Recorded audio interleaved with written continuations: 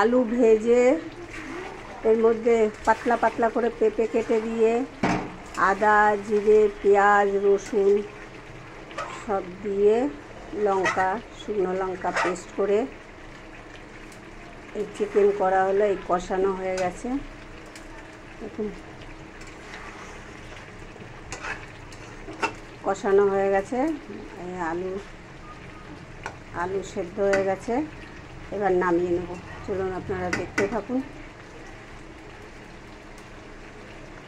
আপনাদের যদি ভালো লেগে থাকে লাইক শেয়ার সাবস্ক্রাইব করে দেবেন। এরকম পেঁপে টেপে দিয়ে জিরে আদা পেঁয়াজ রসুন গরম মশলা দিয়ে পেস্ট করে একসাথে এরকম করে কষা কষা করে খেয়ে দেখবেন, খুব সুন্দর টেস্ট হয়।